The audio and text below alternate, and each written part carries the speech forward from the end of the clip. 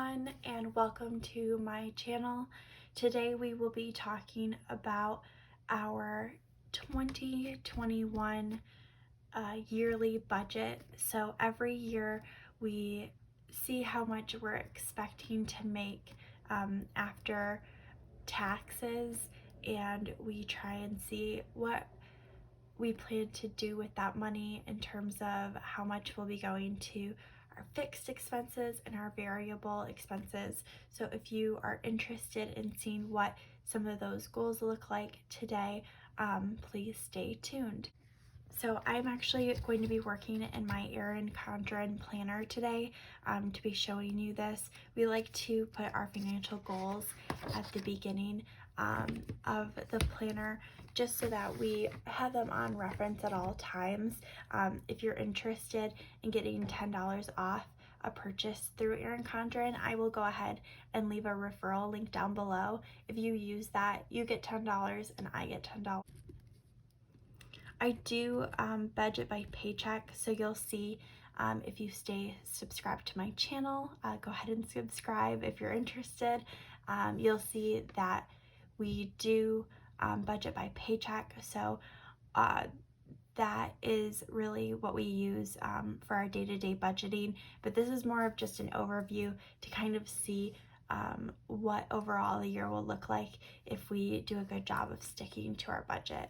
So the first thing that we need to take into consideration is our income. Now, the income that I'm talking about here is going to be after tax and health insurance and all the other expenses that we pay through our paychecks.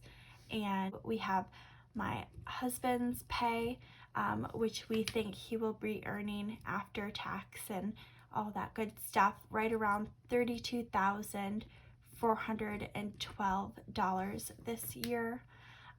We're expecting that I will make right around $33,314. He actually makes more than me, but a lot of our deductions come out of his paycheck, including a lot more of our taxes. So that's why you see a difference in those numbers. We also are looking at paying ourselves with our business this year, mostly for paying for its taxes, but our goal from our business is for it to be able to pay us $3,300. We'll see about that. It'll really depend on what's going on every single month. And then we are expecting to receive a little extra money this year. We did qualify for getting the newest stimulus check, so that should be actually coming into our bank account any day now. And so I did go ahead and already budget that money just so that it doesn't get lost. So that was $1,200 for my husband and I.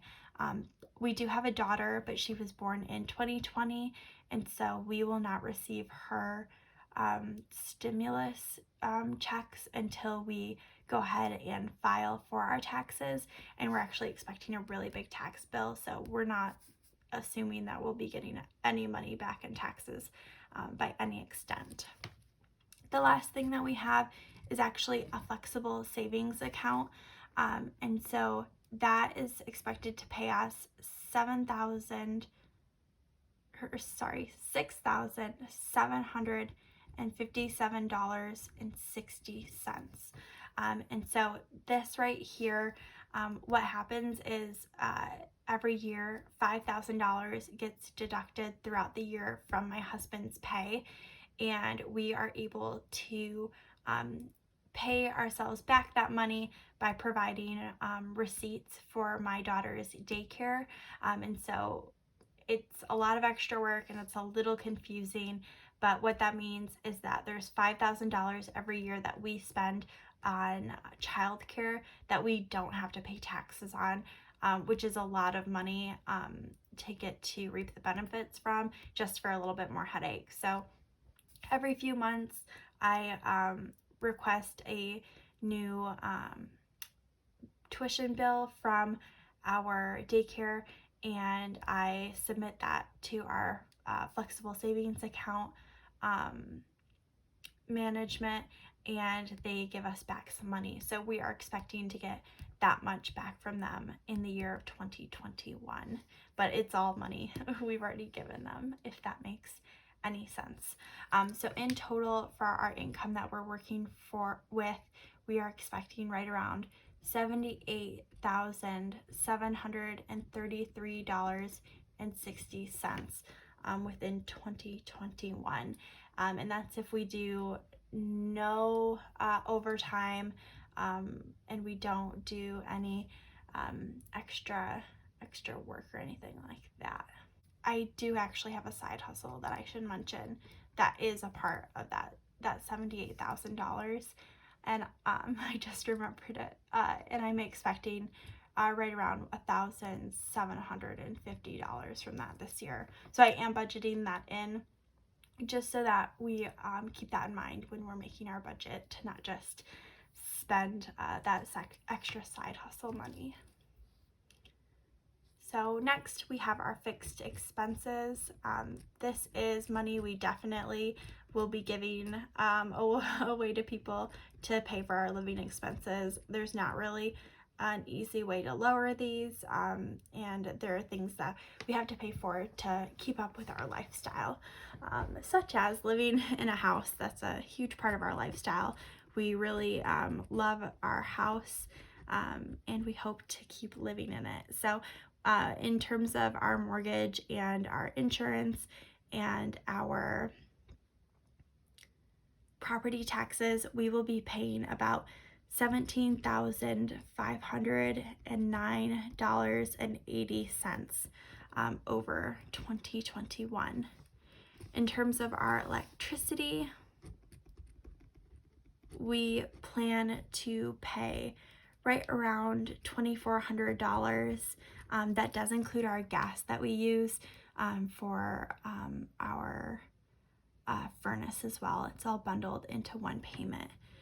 We do live in a homeowners association, and we will pay them money this year as well. We pay them every single month, and that looks like $1,186.80. We love our homeowners association and all the things that they provide for us, so it's definitely worth it for us.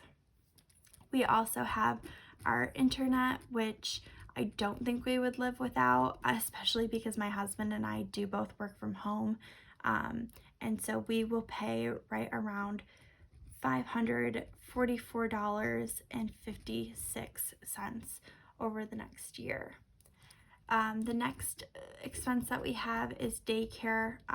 Like I said, my daughter does go to daycare. She will be a year old this year, and so we do pay for her to go 4 days a week, and she stays home 1 day a week with us, and her grandma normally comes and visits on that day as well.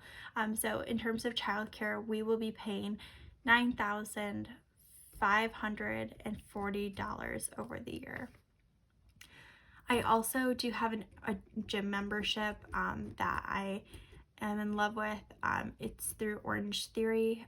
They are a pretty big company, so I'm sure you could probably find one in your area if you're within the United States. It's a little pricey, but definitely worth it. We spend about $1,068 every year on my membership for those classes that I take. Next are our variable expenses. So these are things that are going to fluctuate a little bit more, but most likely we will still spend that money through, needing food and things like that.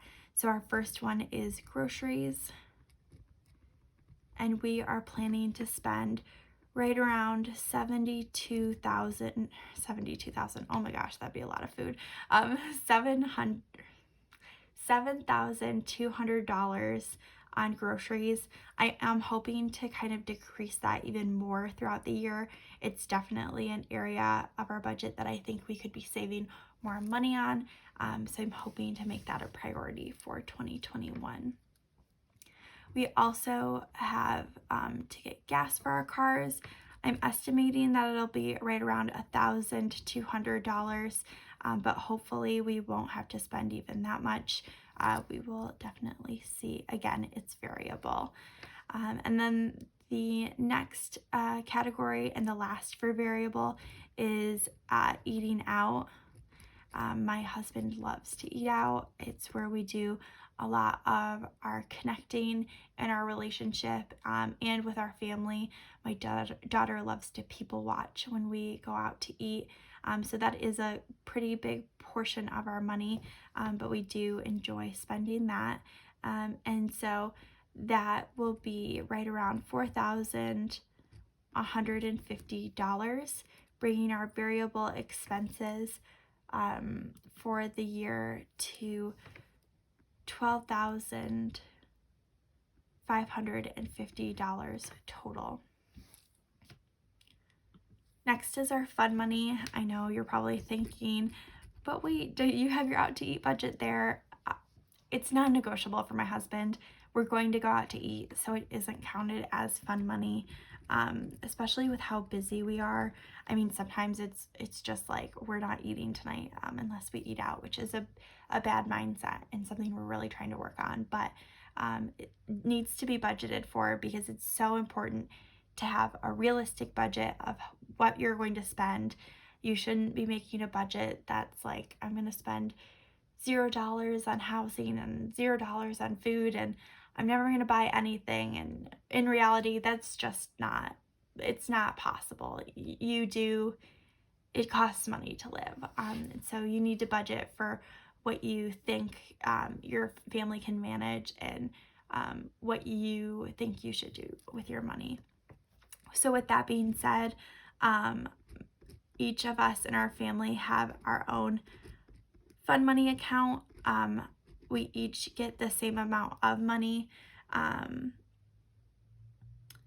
but we also take into consideration that we have to save up for Christmas every year. And so we give my husband and I just a little bit more money to spend on other family members, as well as to buy our daughter her Christmas gifts. And so that's kind of built it right into our fun money. So my husband and I will get $2,700, and my daughter will get $2,400. She does get quite a bit of fun money because most of her fun money goes to buying her new clothes, buying her formula because she is still under a year and will be in 2021 as well as buying her new toys because it's so important for her to be getting those so that she can continue her learning. And so that will be $7,800 total for our fun money. So this is the part that gets a little bit more interesting, and that is our debt and savings, and then also our sinking funds. So first we will go into our debts that we owe, and then our sinking, not our sinkings, our savings, excuse me. Jumping ahead. And for our debts, we are hoping to pay off our car loan this year that we actually owe my father-in-law.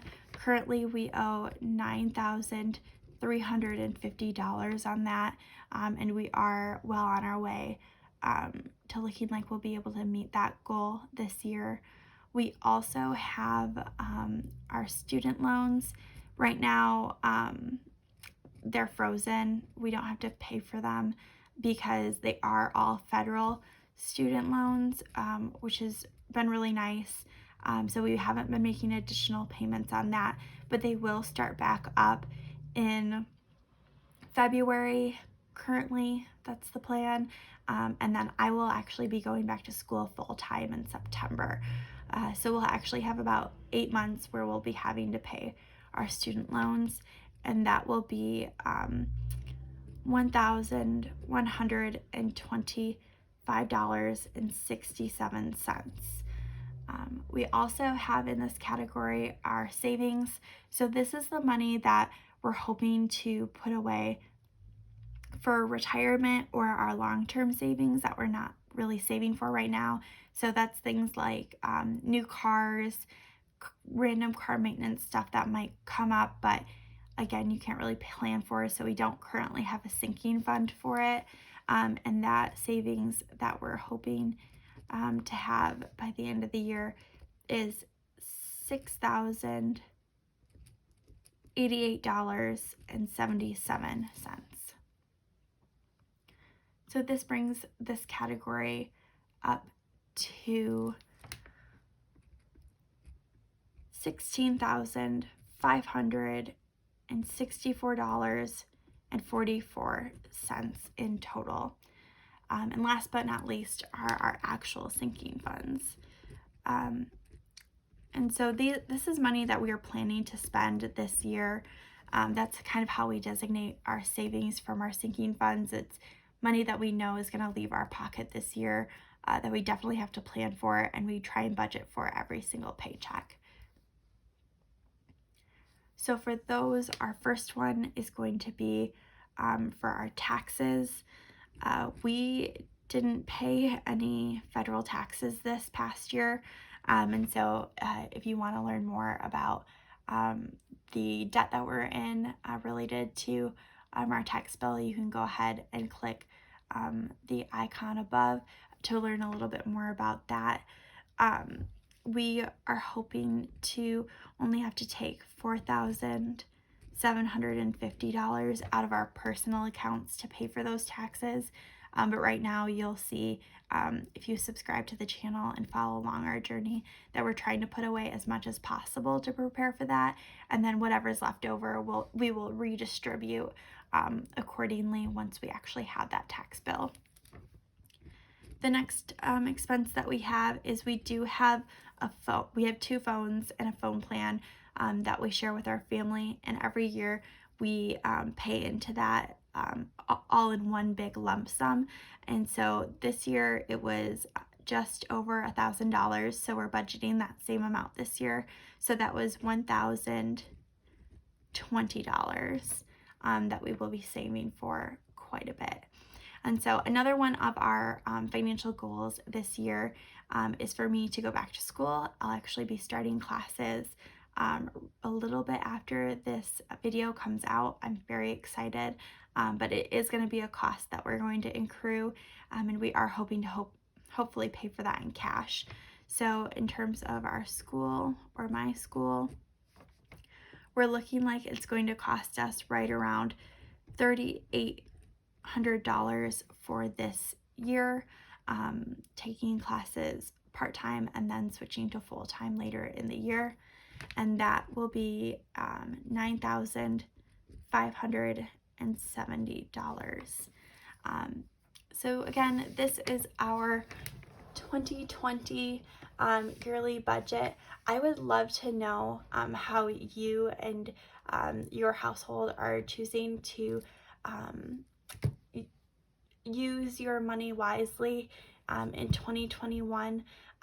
If you have anything you'd be interested in sharing, go ahead and leave a comment down below. If you enjoyed this video, go ahead and give it a like. It really helps me out.